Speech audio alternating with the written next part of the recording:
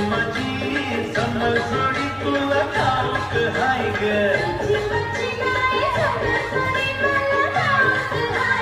अशी कशी राधाबाई आलीस ना त्यावर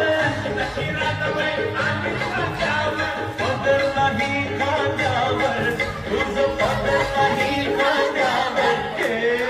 पैसे देतो तुला तुझ्या वाक्यातलं लोणी देतो या कृष्णाला